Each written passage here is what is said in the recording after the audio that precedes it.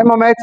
Yeah, thanks for a little chat there, and yeah, a lot of great signs there. A lot of great signs. Obviously, struggled with the par threes, but that is not that usual for you. But also, obviously, the way the course is set up and that set of par threes, they are tough and they are punishing, shall we say? So yeah, I don't want to get too much in that habit, especially when the boxes are a little bit forward. But yeah, maybe just get in the habit of hitting sort of the right center of the three par threes greens in the center of the 17th, even front center rather sometimes, and just kind of two putting and just kind of getting used to having pars on those holes, except when you're playing better ball or match play. Okay, right. Anyway, we're at. So lag putting, a little bit disappointing. Obviously, we've done some putting works, particularly focused on setup and inside of 10 foot, so a little bit disappointing. But obviously, again, not used to the conditions and obviously the flags in certain places. Okay, so it can be expected, but we might as well just touch on it anyway. And obviously, always good to check the putting. Lots of birdies, really, really good. Okay, not lucky to make so many mistakes, but it's not a trend, so I'm not too worried about that. Okay, just a quick one. You're a good enough player and an intelligent enough golfer. You mentioned something about the flag on 18. Okay, if you know the flag is there, well then just don't go anywhere near it. You know what I'm saying? Just hit it. I'm presuming from what you're saying, I'm presuming it was front left, because that would be the hardest flag there. But yeah, you just hit it front or middle right, and you just lag putt down there. If you happen to turn it over or get a bounce and get within 10 foot of the flag, it's just a bonus. Okay, on that hole. Right. Anyway, okay, so a little bit of putting. Still work at some sequencing. So from the top, not arms first, legs first. Okay, and then obviously trying to keep the posture all the way for impact, so we don't get into the slidey position where the club gets a little shallow and inside. Okay, so that's where we're at. Yeah. All right. Okay, so warm up. I've got this little cool drill for you. I'll send you the link to the how to do the drill. It's called Crazy 8. Okay, very, very cool drill. Basically, we put a 1 meter advanced compass around the hole. Okay, so imagine that's the hole. We just put 8 T's around. North.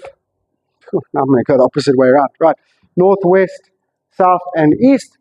Okay, and then obviously the in-betweens, northeast, northwest, southwest, southeast. 1 meter increment. Okay, then you take 8 balls. Okay, and the first version of this, you can hit all 8 putts from the same place if you want to. Okay, but let's go outside of 25 foot, so 25 to 30 foot, somewhere there.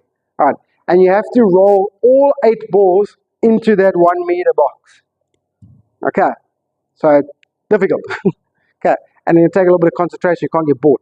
If you fail after 2 or 3 attempts, I would move putts, even if you just move 2 or 3 meters on a different direction. Okay, otherwise you're going to get bored rolling the same way. Okay, once you've got all 8 in a row, okay, then you split each one to one of the tees, and to complete the drill, you got to hole out all 8 in a row. If you miss one of the short ones, you take all your 8 balls back to where you started from and you start all over again. Okay, so there's a little bit of pressure, a little bit of holding out, and a little bit of lag, pace control, all in the same. Okay, it's one of my real favorite drills to do. Okay, you can do that drill for hours and weeks, to be honest with you. All right, so Crazy 8, that's your drill for the upcoming weeks for your putting. As in, might as well just touch on it while we're there. Okay, and then the second part of your warm-up, okay, it's just these opposite direction wedges. So you just take a little lob or sand wedge. Okay, you can even start a few of them a little bit in front of the ball, but basically we're just little ones, and we're just trying to go this way, and while the shoulders and arms are going this way, the legs just gently open up in the opposite direction. So you're trying to feel like upper body and lower body are going in opposite direction. Okay, once you get used to it, you can do it from the ball, but otherwise you can do it from here as well. Okay, just little soft ones there, but you can see everything moving in the opposite direction. Or you can see it. Okay, and then from normal when you get comfortable. Okay, feel a little bit of, when you're doing it, feel a little bit of reaction in the right hand in the shaft as well. All right, okay, so that's warm up. All right, then, okay, first drill I want you to do, okay, is right hip down drill. All right, now, you can do this, okay, please do this with some functional reps. Okay, so what's the idea? The idea is to not let this hip level out go towards the ball, change in posture, change in play, right? So that's the idea of the drill. Right, but the functional part is before you hit it, get in your setup, get that club on your belt line, okay, get the club face just slightly turned in there, okay, and then put your right hand behind it, and then use your hip to go down and strike that ball how you would. So obviously not there, you can see what's happened to that club, right? We're trying to hit the back of the ball using that tilt of the hips and that position of the club face. So you don't have to do as many as that, but I'm just trying to show you a feel for it, right? So just kind of in your posture, just kind of feel a few there, okay? And then, as quick as you can, but okay, so you can see how I held my tilt there, because I'm trying to demo that for you. Okay, and even if you like that and you hold that tilt, great. Okay, the only reason we don't hold that tilt, okay, is for maximum acceleration and to save our back. Okay, so it's a really, really good feel for you to have, not there, there. Okay, and it starts, well, it doesn't always, but I think for us, we're going to explore the option of controlling it with that right hip tilt. Okay, so that's drill number one, your right hip down drill. Okay, so second drill is this little turn and hold drill. Right, really relax.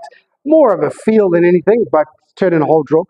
Okay, so what is the turn? The turn is the body turns, and then the hold is you're trying to hold off the release. Okay, so obviously later, more lag, basically, yep. Okay, so if we do that, obviously the face is going to be open, so we turn the body to square the face. That's kind of what we're doing. But if some squeeze out a little bit low and a little bit right, that's okay for now. All right, okay. If you start taking a bit of divots, great, then you're on the right track. All right, so turn and hold. All right, basically take a backswing and just trying to think, turn my body through as early as possible and hold that release off. Okay, so really finish. It's not a punch.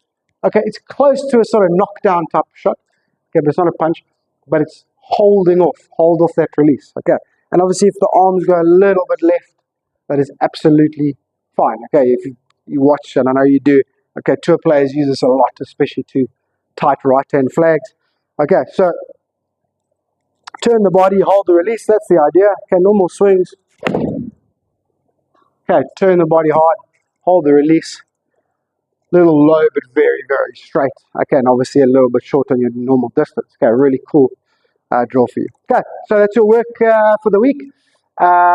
Just neatening up the plane and the posture, a little bit of that sequencing, and then let's just check in on that putting while we have the chance. Okay, thank you, my mate. Have a lucky week. I'm sure I'll talk to you during the week. Cheers.